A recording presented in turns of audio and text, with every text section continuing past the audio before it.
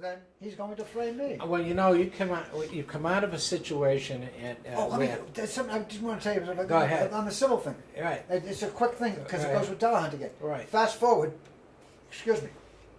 I go to court on those civil things, and all of a sudden, the guy they bring in gets up and tells all kinds of lies. An honorable assistant attorney general, he'll be a politician because he's such a good liar. And he made up, all kinds of lies, documented lies. And by the way, I can give his name. I can give his name. His name is Rendell Rabbits, and he is an assistant attorney general, and he told all the lies. Well, the judge and their whole defense basically comes down to all these things, like the 7 years that I didn't do things in court. It was because I was avoiding the issue. Yeah, this is the 7 years they had me in Leavenworth. This is 7 years they had me in Leavenworth. Yeah, like I paid for the ticket to get out there. Yeah, right. But anyways, the bottom line is the judge simply did what they've done all along. She simply adopted his position. Well, it's Mr. Doherty's fault. He didn't do anything, and blah blah blah. And I'm not a lawyer, and civil things are much more difficult. I guess I didn't cross every T or dot every I. So she basically said it was my fault, and I was out there. Well, it turns out that this judge, the Honorable Judge Donovan, was the same judge that made Delahunt a congressman.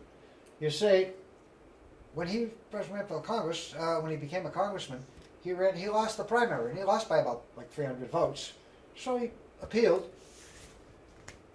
I'm sorry, he called for a recount. We call it an appeal. Yeah. He asked for a recount, and it came down, but he still lost by almost 200 votes. So then he went to court, and Judge Donovan changed a couple of hundred votes, and he won by 100 votes. And she's the same judge that ruled against me. So it's just one of those coincidences. It turns out that basically Delahunt's campaign, the guy who was running his campaign was, what's his name? The old Attorney General Bloody. Oh, Bloody, yeah. Okay. And right. She had been an assistant attorney general in the body for years and years and years. So just a coincidence, just it's a small world, life. Things run in circles. Well, given the state though, and we're looking at framing people. I mean, this is a situation that we talked about Bennett. Okay, I mean, okay, and the great case. Wow, look at George Russell. Well, how about Peter and that's a classic. Peter Lamonia and that's a classic. And I mean, how many years? And you still have we have a friend that's in there. Georgie Mack is in there, right? Joe Savati only did 30 years. Peter, he only did 33. They're like sissies. Georgie McLaughlin got 45 years in. And the same guy that framed Peter and Joe and of course, Louie and Henry, they cheated. They died. So Georgie can't. He got more time than them. They got all their time in there. But Georgie Mack's got 45 years in. The same Fed, the Honorable Rico. He framed him. He had one of his stool pigeons, the same one that testified against Peter and them guys. Right. He had him threaten Georgie's lawyer. Right. He has another stool pigeon, the guy that the feds are taking care of right now, Flemmy. Right. Ratso Flemmy. He had him. Rico had him go out and threaten some witnesses that were going to testify it wasn't Georgie that did it. That's right. I mean, then I had a partner that knew he didn't do it. Everybody on the street back then knew he didn't do it. Everybody on the street back then knew he that told Georgie me, didn't do it. It was one of those things that but it was the easiest thing because the Irish war was going on. Right, that's right. And if you listen to the paper, the whole thing started with Georgie. It was his fault. He flirted with some girl. He was so evil, he flirted with a girl when they were all drunk up on the beach, and he got a fight, and some guys kicked his ass. So the whole war starts from there. And right, I know. So he has to be guilty, doesn't he? It is amazing how. And an honorable stool pigeon, Rico stool pigeon Barboza, who, when he got up in court to testify, I don't think that was a judge's case, I think it was testified against jury, but it said, basically, not a quote, but words to the effect of, well, Your Honor, we can see that we know of at least 26 people that Mr. Barboza has killed, but he's with us now. And so that was that, and that's how it works. It's Massachusetts. That's Massachusetts, and when you're on their side. It's a Massachusetts, right? It appears that way. But Georgie McLaughlin, like I said, maybe it's time. He's got 45 years in. Sure. It's all on paper that he didn't do it. They know he didn't do it.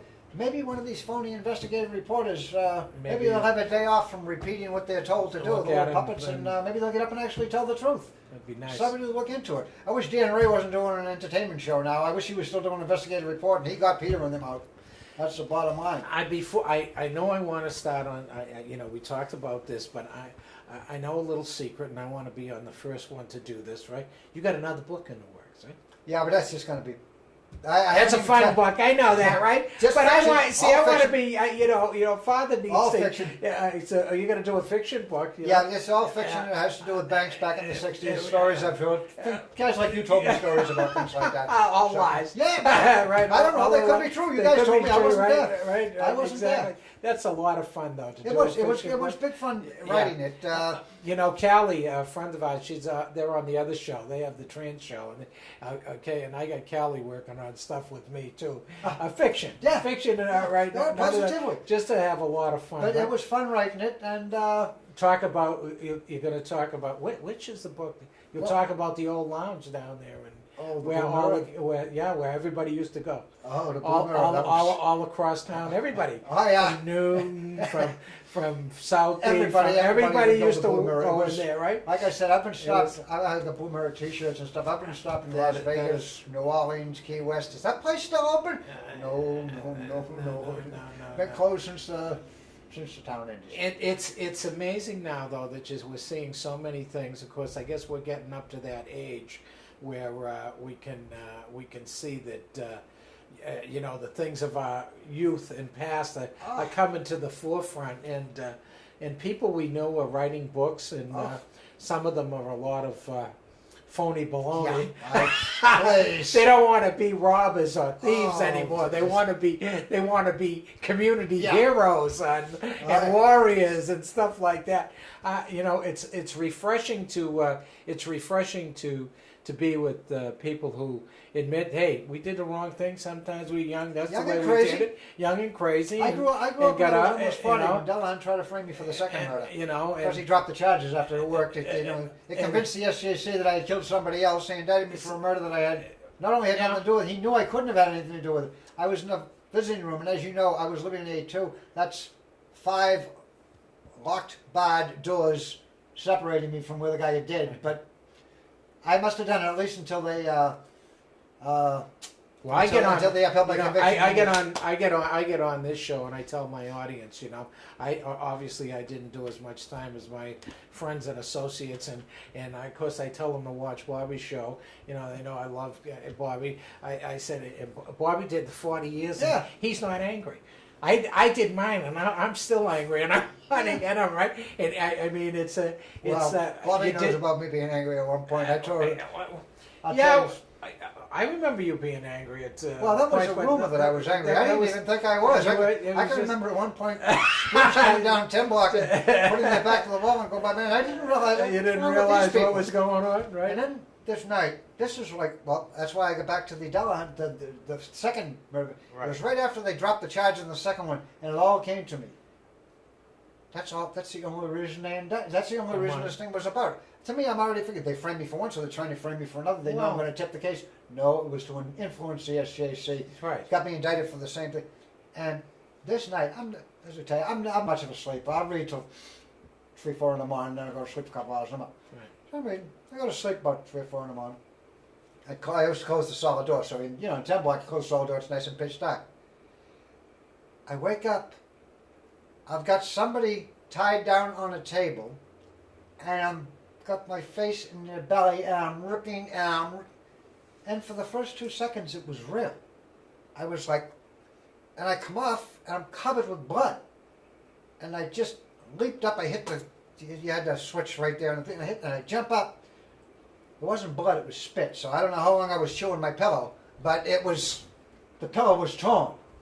And to this day, I couldn't tell you who I had tied down to the table, but I wasn't just biting their belly, I was way into there, my face is covered with, and it was like, what, I'm just right out of it, how, and it brought it home to me how pissed off I was. I didn't realize, I'm not much of a dreamer. I may dream 2 or 3 times a year, and if I do, it's like, really,